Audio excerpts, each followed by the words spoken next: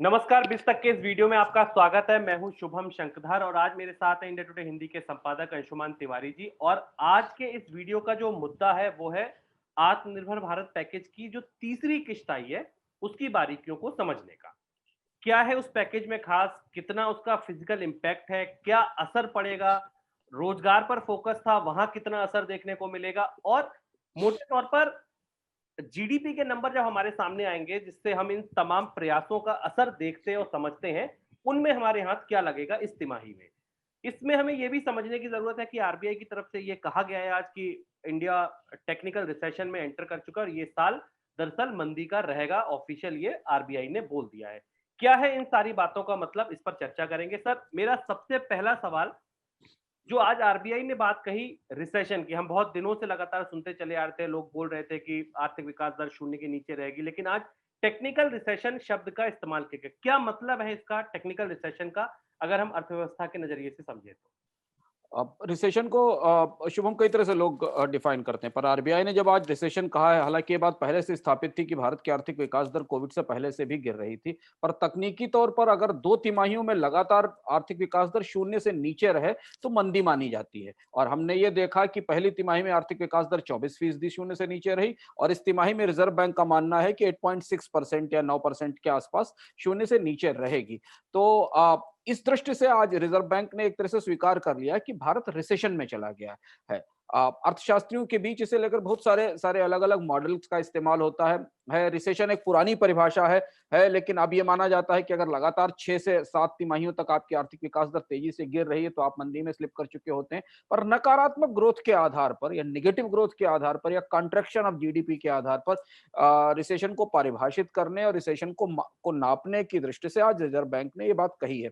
और इसका काफ़ी बड़ा मतलब होता है, इसका काफ़ी असर होता है। जैसा कि हम इससे पहले भी बीच तक की चर्चाओं में बताते रहे हैं कि जब नेगेटिव ग्रोथ होती है या शून्य से नीचे ग्रोथ चली जाती है, तो बहुत सारा उत्पादन स्थायी रूप से खत्म हो जाता है। बहुत सारी कंपनियां बंद हो जाती हैं, बहुत से कारोबार खत्म हो जाते हैं, और इसलिए उन्हें वापस लाने में समय लगता है, इसीलिए इसको गहरी मंदी कहा जाता है।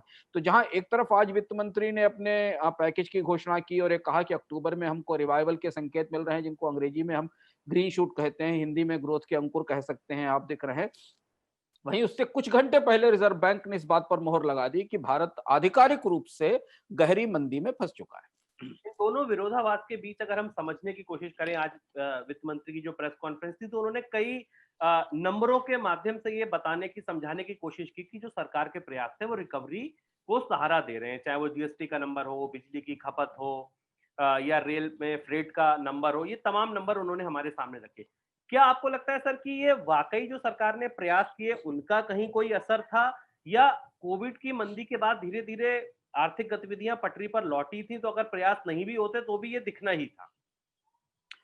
नहीं, लेकिन आज जो उन्होंने नंबर दिए वो केवल 1 महीने के नंबर है, सितंबर अक्टूबर के, और अभी कोई भी ये मानने को तैयार नहीं है। यहाँ तक कि वित्त मंत्री का भी ने भी इसे स्पष्ट रूप से ये नहीं कहा कि रिकवरी शुरू हो गई है या बदलाव आया है। ये अलग बहस का विषय है। जैसे ऑटोमोबाइल को लें तो सिया में कह रहा है कि उत्पादन बढ़ा है और फाडा ये कह रहा है कि बिक्री बिक्री गिरी है। तो उत्पादन के आंकड़े और बिक्री के आंकड़ों में भी मिसमैच है, और आमतौर पर अर्थव्यवस्था में ग्रोथ उत्पादन और बिक्री दोनों को साथ में रखकर नापी जाती है। तो अभी ये है कि फैक्ट्रियां चलना शुरू हुई हैं, काम शुरू हुआ हुआ है, उनमें उत्पादन शुरू हुआ है, इसकी बिक्री किस लेवल तक जाएगी? त्योहारी सीजन उतना उत्साहवर्धक नहीं रहा, जितने उत्साहवर्धक त्योहारी सीजन की उम्मीद थी पिछले साल की तुलना में, तो बिल्कुल नहीं रहा। ये उम्मीद थी कि शायद लोग वापस आएँगे। आज वित्त मंत्री ने बस समझाने की कोशिश की कि केवल पेंट अप डिमांड नहीं है, यानी जो लेटेंट या छिपी हुई डिमांड थी वो नहीं है, बल्कि लोगों ने नई खरीद शुरू की है, पर अभी वो आंकड़े हमारे पास नहीं है। पर सरकार का ये तीसरा पैकेज था, लेकिन समय ये था कि शायद सरकार को ये महसूस हो रहा है कहीं न कहीं कि अभी उन उपायों का असर होना नहीं शुरू हुआ है, और इसलिए तीसरे एक पैकेज की कोशिश की गई। पैकेज में क्या चीज़ें, इस पर हम आगे चर्चा करेंगे, और उनका क्या असर होगा, इस पे हम आगे समझने की कोशिश करेंगे। लेकिन सरकार एक बार तीसरा पैकेज, स्टिमुलस पैकेज लेकर आई, कम से कम नंबर्स के हिसाब से, जीडीपी के प्रतिशत के हिसाब से, कि वो सर की जीडीपी का 9% है, और आरबीआई ने जो पैसा डाला है सिस्टम में उसे मिला ले तो करीब-करीब 12 से 15 से 20% है। सरकार ने कम से कम ये करने की बताने की कोशिश की कि हम लगातार चीजों चीजों में को संभालने की, उन्हें सपोर्ट करने की कोशिश कर रहे हैं। नतीजे अभी आने में समय लगेगा। तीसरी किश्त जो आज आई वो कैसे पहली दो किश्तों से अलग थी, या उन्हीं का अगला एक चरण था जो एक्सपेक्टेड था? और आपको क्या लगता है कि इस तीसरी किश्त की अगर बात करें तो सबसे बड़े हाइलाइट पॉइंट्स क्या?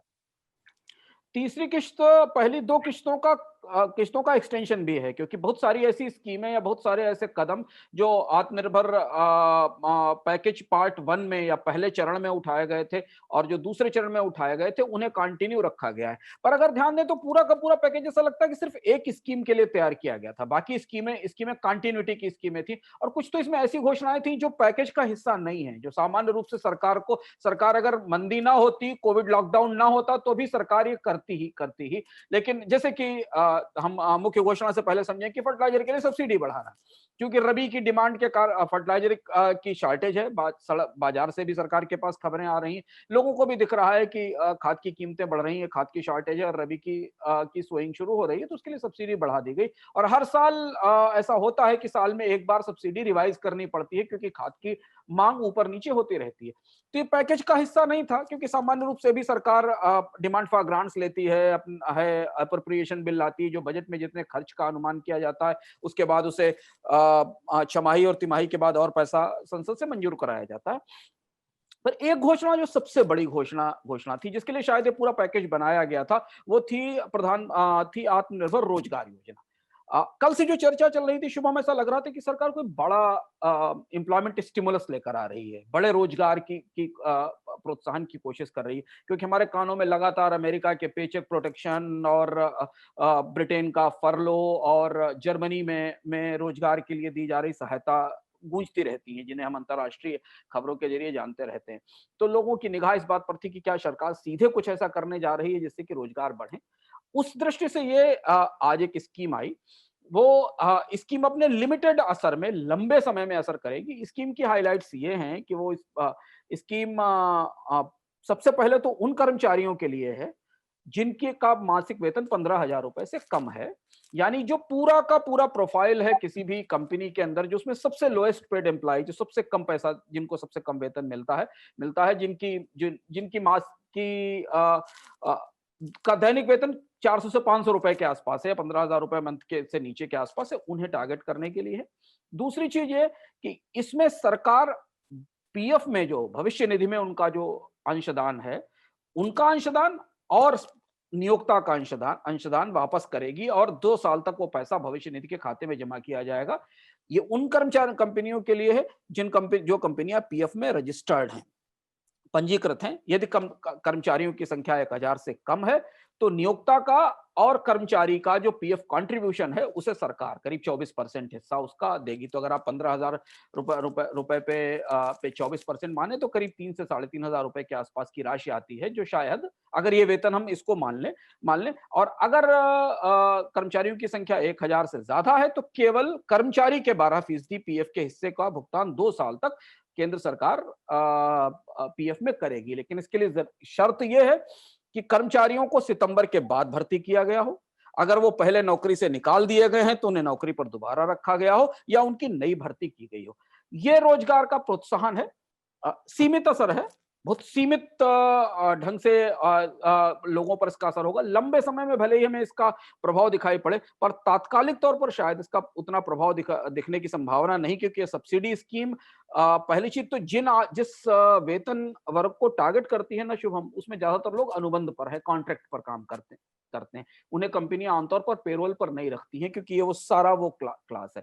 हालांकि कोविड में सबसे ज्यादा असर इसी क्लास पर पड़ा, इसकी नौकरियां भी गई, लेकिन इन्हें काम वापस थोड़ा थोड़ा मिलने लगा है। जी बिल्कुल, यानी कि रोजगार पर इसका असर सीमित होगा फिलहाल, लंबे समय पर इसका असर भले दिखे। सर, रोजगार से सीधी जुड़ी होती है मांग। अगर हम मांग की नजरिए से देखें तो इस रोजगार प्रोत्साहन स्कीम का असर मांग पर कितना होगा?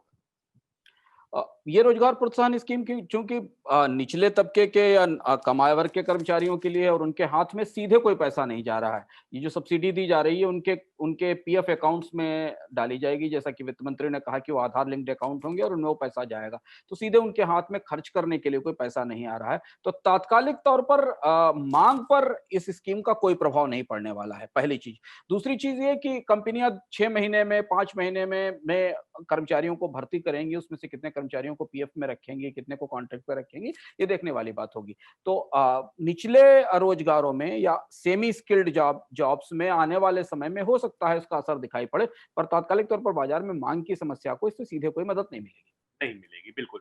मेरा अगला सवाल सर फिजिकल बर्डन पर है कि अगर हम इस तीनों राहत पैकेज की किस्त देख लें, 2 राहत पैकेज तक ये अनुमान हमारे सामने थे कि जब जीडीपी आर्थिक विकास दर -10 होगी तो फिजिकल डेफिसिट शायद 10% के आसपास होगा। फिजिकल इम्पैक्ट कितना आप देखते हैं इस तीसरी किस्त को भी अगर मिला लिया जाए तो? अभी ये जो किस्त आज है ये करीब 2.5 लाख करोड़ रुपए की है, जीडीपी का 1.3% है, जो तीसरा पैकेज आया जिसको हम आत्मनिर्भर पैकेज 3.0 कह रहे हैं। अगर इसे मिला लें तो इसके बाद जिस एक आंकड़े पर भारत में सबकी नजर होगी और दुनिया भर के की एजेंसियों की नजर होगी वो ये कि इसके बाद भारत में केंद्र सरकार का राजकोषीय घाटा जीडीपी के अनुपात में 7% पर पहुंच जाएगा। ऐसा आकलन हमें तात्कालिक तौर पर, अगर हम सारे आंकड़ों को अपने साथ रखें जो इस पैकेज के आने के बाद हमने तत्काल आकलन किया, उस हिसाब से ऐसा लगता है कि भारत का राजकोषीय घाटा, केंद्र सरकार का राजकोषीय घाटा जीडीपी के 7% पर होगा जो कि रिकॉर्ड है। और अगर आप इसमें राज्यों के भी राजकोषीय घाटे को जोड़ लें, जिसको हम कंसोलिडेटेड फिस्कल डेफिसिट कहते हैं केंद्र और राज्य का, तो करीब 13 से 14% के आसपास होगा, जीडीपी के 13 से 14% के आसपास होगा। तो राजकोषीय घाटे के मोर्चे पर तस्वीर चिंताजनक भी है, चुनौतीपूर्ण भी है। और ये पैकेज आने वाले समय में केंद्र और राज्य सरकारों के बोरोइंग टारगेट्स को भी, उनके कर्ज को भी और उनके कर्ज कार्यक्रमों को भी प्रभावित करेगा। अब सारी निगाहें इस बात पर होंगी कि इस साल के बजट की तैयारी शुरू हो चुकी है। जैसे ही ये त्योहार का मौसम बीतेगा, सरकार के भीतर बजट बनना शुरू हो जाएगा। बजट के आंकड़े क्या कहते हैं, सरकार कितना घाटा बताती है और राजस्व लाने के लिए क्या करती है, इस पर निगाहें होंगी। बिल्कुल, वो घाटे की बात को इतने हल्के में मत लीजिएगा क्योंकि ये घाटे पटेंगे हमसे और आपसे, टैक्स वसूल करेगी।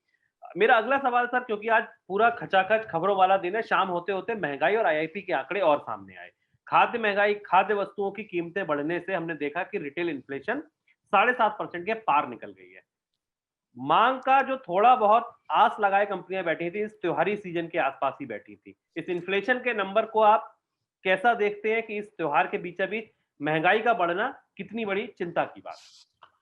मैं इस महंगाई के साथ एक चीज और जोड़ना चाहूंगा, क्योंकि हमारी निगाहें अब इस बात पर होंगी, सरकार का पैकेज आ गया, आईआईपी का अभी का नंबर आया, जो अभी इन्फ्लेशन और आईआईपी का नंबर पेयर में जोड़े में आता है। उसके साथ फैक्ट्री आउटपुट का या औद्योगिक उत्पादन का आंकड़ा भी आ गया, उपभोक्ता महंगाई का आंकड़ा भी हमारे सामने आ गया, पैकेज भी आ गया, हमारे पास बाकी कुछ हाई फ्रिक्वेंसी नंबर्स भी आ गए हैं। आरबीआई का आकलन भी हमारे सामने मौजूद है जो बताता है कि इस तिमाही में भारत की आर्थिक विकास दर 0 से 8.6% नीचे रहेगी। अब इसके बाद ये सारा का सारा आंकड़ों का जो पूरा सेट है शुभम, वो एक बड़े आंकड़े की तरफ इशारा करता है, जिसका इंतजार अब हमें है, जो कि अगले एक पखवाड़े के अंदर हमारे सामने होगा कि दूसरी तिमाही में साल की दूसरी तिमाही में भारत की आर्थिक विकास दर कितनी रही और सरकार उसे कितना प्रोजेक्ट करती है, सरकार उसका नंबर क्या लेकर आती है। महंगाई का जो ताजा आंकड़ा है वो उपभोक्ता महंगाई के बढ़ने का संकेत दे रहा है, यानी कि रिजर्व बैंक से उम्मीद की जानी चाहिए कि वो अभी ब्याज दरों में कोई कटौती नहीं करेगा। महंगाई हमें जितनी दिखती है उससे ज्यादा महसूस होती है। यदि आप माने कि सरकार के आंकड़ों में महंगाई 7.5% है, तो वो व्यवहारिक रूप से बाजार की महंगाई डबल डिजिट में पहुंच चुकी होगी, जो हम फलों में, सब्जियों में और बाकी जरूरी चीजों में देख रहे हैं। और इसका एक बड़ा असर ड्रैग इफेक्ट, जिसको कि इन्फ्लेशन हमेशा डिमांड को ड्रैग करती है, महंगाई हमेशा डिमांड को कमजोर करती है, तो हमें दिख रहा है कि त्योहारी सीजन के बावजूद अगर लोगों की इच्छा भी है तो कीमतें उन्हें खरीदने से रोक रही, जो एक निगेटिव इम्पैक्ट है। यदि इस पूरी मंदी में हम मांग को बढ़ाना चाह रहे हैं तो उसमें महंगाई सबसे बड़ा रोड़ा बनकर खड़ी हुई है और उसका नुकसान लोगों को अपनी बचत पर भी उठाना पड़ रहा है। फैक्ट्री आउटपुट का जो आंकड़ा आया है वो पहली बार पॉजिटिव टेरेन में है, या पहली बार सकारात्मक हुआ है। अगस्त में -8% था, तो हमें लग रहा है कि ये गैप भरने की कोशिश की गई, लेकिन ईयर ऑन ईयर बेसिस पर है, पिछले साल की तुलना में। तो ये आंकड़ा अगर मांग अच्छी आती है तो फैक्ट्री उत्पादन में बढ़ोतरी आने वाले महीनों में हम देखेंगे। 3-4 आंकड़े हमारे पास उपलब्ध हैं तिमाही के हिसाब से, जहां से हम प्रोजेक्ट कर सकते हैं, समझ सकते हैं कि दूसरी तिमाही पर भारत की आर्थिक विकास दर क्या होगी, जो सबसे बड़ा मैक्रो आंकड़ा आने वाला है। रिजर्व बैंक ने आज कहा है कि दूसरी तिमाही में भारत की आर्थिक विकास दर 0 से 8.6% नीचे रह सकती है। लगभग इसी के आसपास का आंकड़ा मूडीज ने भी दिया है, रिवाइज करके 9.6% से 8.9% के आसपास। और केयर रेटिंग्स का आंकड़ा 12% के आसपास है, और कुछ और आंकड़े 10% के आसपास हैं। तो इस हिसाब से अगर हम देखें तो दूसरी तिमाही जिसमें दिवाली और फेस्टिव डिमांड भी था, जिसमें अनलॉक की प्रक्रिया भी शुरू हो गई थी, जिसमें काफ़ी कुछ कारोबार सामान्य हो गए थे। वहाँ भारत की आर्थिक विकास दर 0 से 12% से 9% के बीच में 8.5% से 12% के बीच में कहीं नीचे टिक सकती है, यानी माइनस 9.5%, माइनस 10% या माइनस 11% के आसपास हो सकती है। और ये भी नंबर काफी बड़ा होगा, ये कॉन्ट्रैक्शन काफी बड़ा होगा, क्योंकि इसके अगली तिमाही में बहुत तेज बाउंस आने की संभावना नहीं है, क्योंकि फेस्टिव का सीजन निकल गया है और साल का समापन है, और इसके बाद अगली तिमाही में उतनी खरीद या उतनी डिमांड आने की संभावना शायद नहीं होती। तो इसलिए दूसरी तिमाही के आंकड़े पर हमारी निगाह रहेगी। रहेगी, बिल्कुल। तो ये थी बारीकियाँ आत्मनिर्भर भारत की तीसरी पैकेज की तीसरी किश्त की, महँगाई के आंकड़ों की और अनुमान थे आने वाले दूसरी तिमाही के जीडीपी आंकड़ों के। उन आंकड़ों का भी होगा विश्लेषण 20 तक के किसी वीडियो में। जुड़े रहिए हमारे साथ, तब तक के लिए शुक्रिया।